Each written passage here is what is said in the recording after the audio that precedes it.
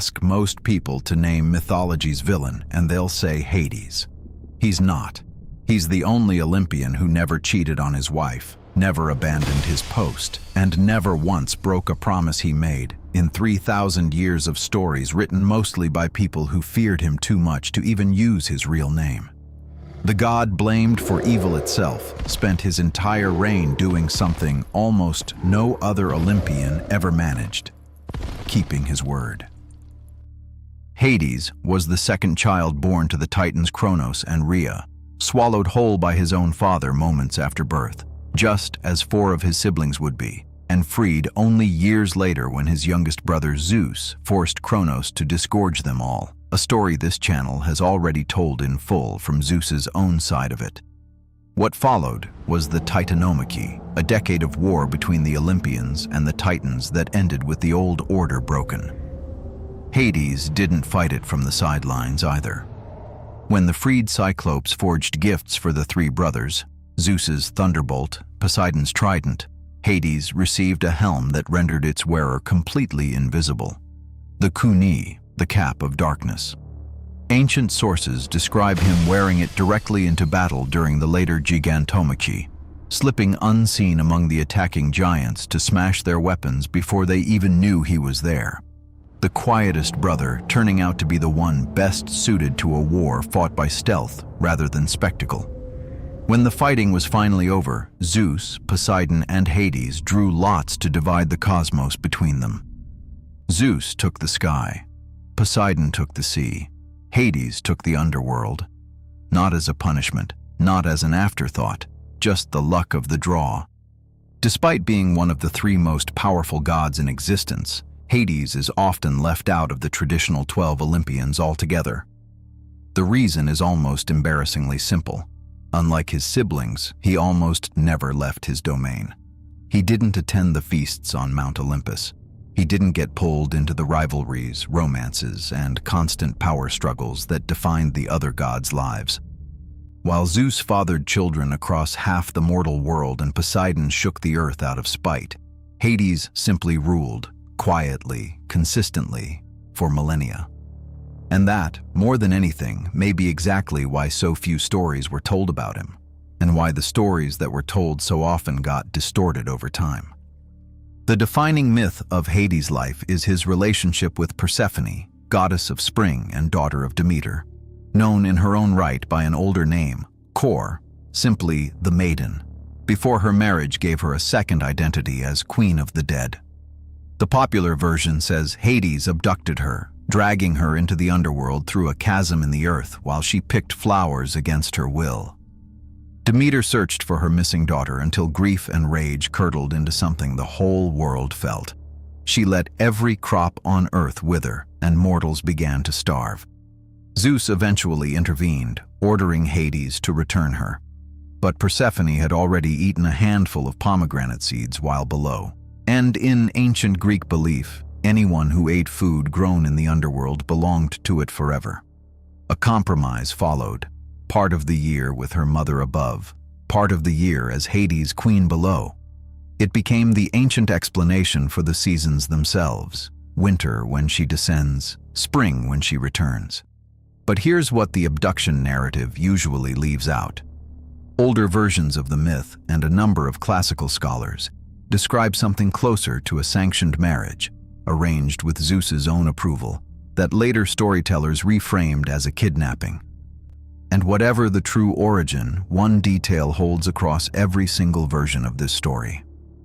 Once Persephone became his queen, Hades never once pursued anyone else. In a pantheon defined by Zeus's countless affairs, Poseidon's numerous consorts, and Apollo's endless pursuits, Hades stands alone as the faithful one, devoted enough that by the classical period, Persephone and Demeter together anchored one of the most important religious rites in the ancient world, the Eleusinian Mysteries, built entirely around this same cycle of descent and return. Before the one Olympian myth that actually proves Hades had a heart, take a second to like and subscribe. If you want proof that Hades wasn't a cruel, unfeeling ruler, look no further than the story of Orpheus. When the legendary musician's wife Eurydice died from a snakebite, Orpheus did something no mortal before him had dared. He descended into the underworld itself, armed with nothing but his lyre, to beg for her return. He played a song so filled with grief and love that it stopped the wheel of Ixion's endless torture, silenced the Furies mid-pursuit, and brought tears to Hades' own eyes. Moved, genuinely moved, Hades agreed to release Eurydice on one condition. Orpheus had to walk ahead of her out of the underworld without looking back, not once, until they both reached the surface. It was a test of trust, not cruelty. Orpheus nearly made it, but at the very last step, doubt got the better of him. He turned to look, and Eurydice vanished back into the shadows forever. It's a heartbreaking story, but notice what it actually reveals about Hades. He listened, he showed mercy, and he gave a grieving mortal a chance no other god in the pantheon ever offered anyone. The tragedy wasn't his doing. It was Orpheus's own doubt that sealed Eurydice's fate, and Orpheus wasn't even the last mortal to try. Centuries later, the Roman poet Virgil sent the hero Aeneas down through those same gates on a different errand entirely, proof that even to the Romans, Hades' realm was understood to run on rules a determined enough visitor might actually navigate, not on blind, arbitrary cruelty. Hades' realm wasn't chaos. It was order, applied without exception. The newly dead crossed into the underworld, ferried by Charon, the gaunt boatman who demanded a single coin for passage, the reason the ancient Greeks buried their own dead with one beneath the tongue. On the other side, souls were judged by three legendary kings turned judges of the dead, Minos, Rhadamanthus, and Aeacus, who sorted the truly wicked toward Tartarus, the deepest and darkest pit of the underworld, reserved for those who had defied the gods themselves. Take Sisyphus, a king so cunning he tricked death itself, twice. His punishment: push a massive boulder up a hill for eternity, only to watch it roll back down each time he neared the top.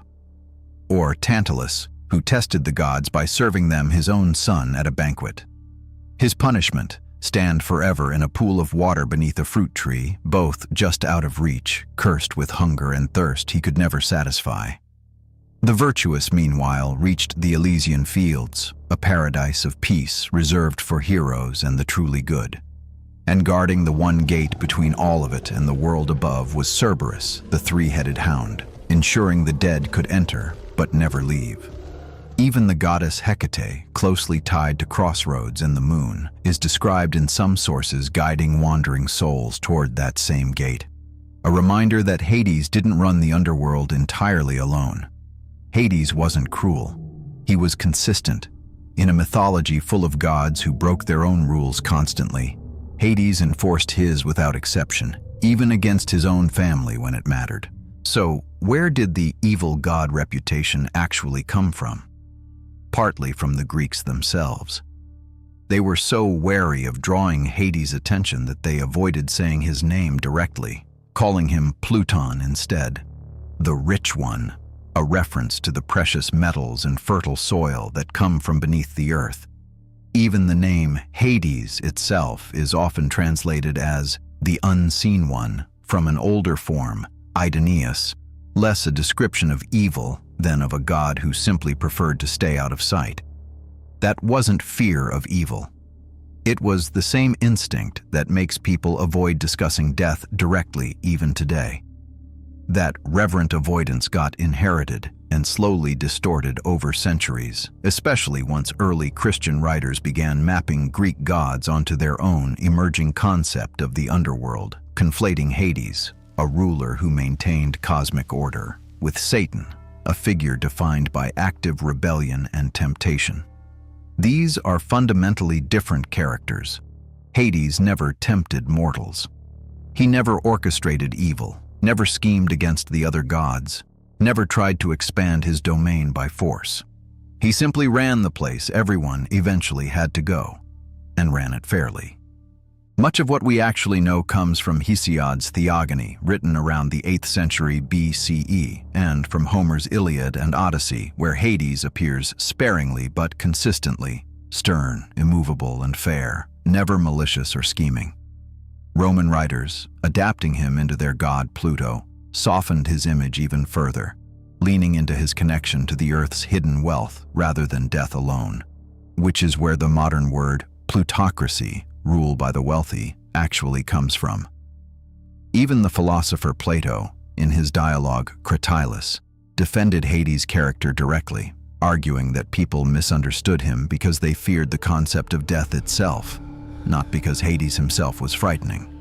The Persephone myth in particular comes to us largely through the Homeric hymn to Demeter, one of the oldest surviving accounts, composed centuries before any of the later writers who flattened it into a simple kidnapping story.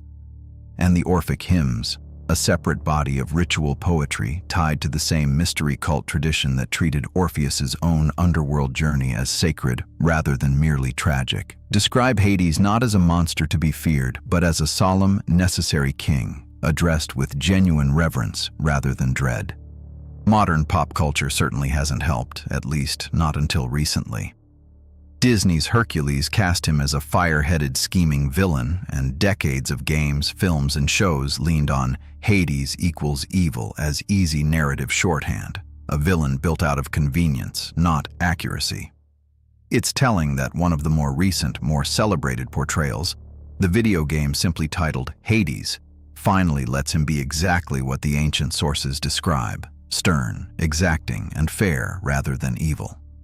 But strip away 3,000 years of reinterpretation, fear, and pop culture flattening, and what's left is a god who never broke his word, never abandoned his post, showed mercy to a grieving musician when no other god would, and never once wronged the one person who mattered most to him.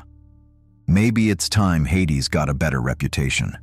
He didn't ask for the underworld. He didn't fight for it, scheme for it, or resent the brothers who got the sky and the sea instead. He just took what the draw gave him and ran it better than anyone expected. Better, by his own record, than most of the gods who spent 3,000 years calling him the villain. Subscribe so you don't miss whoever comes next.